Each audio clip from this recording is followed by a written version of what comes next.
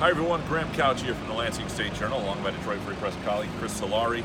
After Mark D'Antonio's press conference advancing the Wisconsin game following the Ohio State game, obviously the Big Ten championship probably out of the question now. Ohio State also looked clearly like the better team, so if you're going to be the Big Ten champion, you probably ought to be the best team. But a lot still to be determined in how people feel about this season, how Michigan State feels about this season. Really 10-2 to 7-5 probably out there, in Wisconsin this week starts it. And if you beat Wisconsin, I think people will feel differently about where things are than if you don't.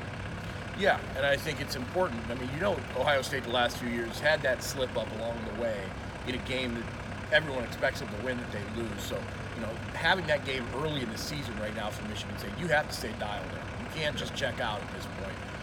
I thought Mark D'Antonio, this maybe is a good blessing for them to face an Ohio State team, or excuse me, a Wisconsin team that is a top 10 team, that's got one of the nation's best defenses, top total defense, top against the run, second against the pass. This is a defense that's legit, but everyone talks about Jonathan Taylor and his run game, and Mark D'Antonio broke it down. He said, to stop Wisconsin, you got to stop the run. Yeah, it's a little more of a complex run game than Ohio State ran, and obviously they were very effective at it. I think the blueprint is Northwestern.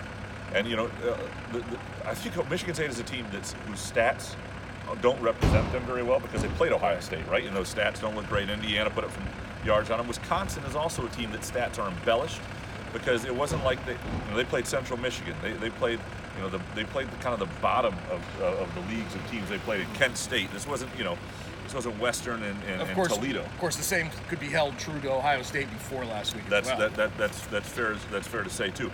But if you look at the Northwestern game, when you found a team that could stop the run, and Michigan State knows Northwestern's defense very well, which is a very good defense, and forced them to try and beat you through the air, they couldn't really do it. They barely did it. And if it wasn't for a couple of Northwestern turnovers, Northwestern maybe wins that football game.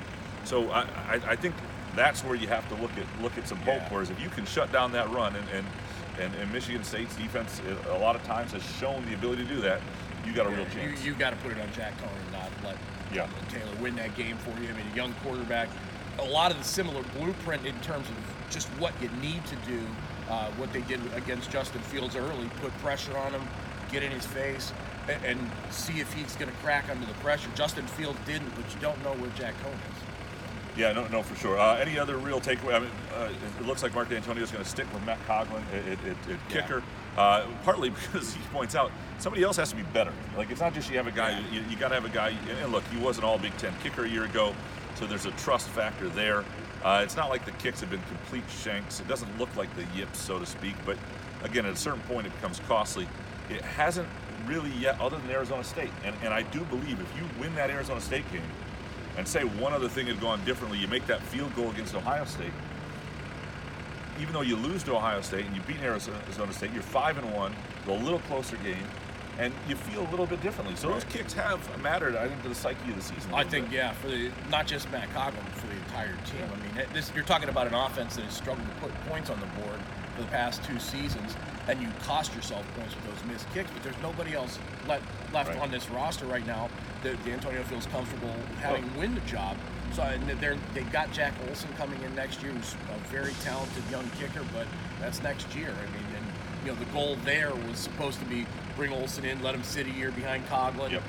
Now you start questioning whether or not, if Coghlin can't get things back on track, if you aren't going to make that decision and change that next year. But for now, unless someone like Cole Haan or Evan Morris comes along that both have kicking in their, field goal kicking in their backgrounds to take that job, D'Antonio's going to have to ride with it. Right, and you think when you have an all-conference kicker who's a sophomore, you've got time to have a new one. You're not supposed to have to prepare for another guy. So we'll see what develops there. Should be a fascinating week. Trying to think, anything else to you that really came out of it? Yep.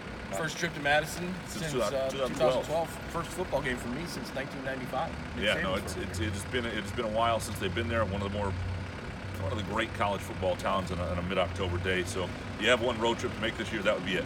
Freak.com, LSJ.com. Thanks for watching.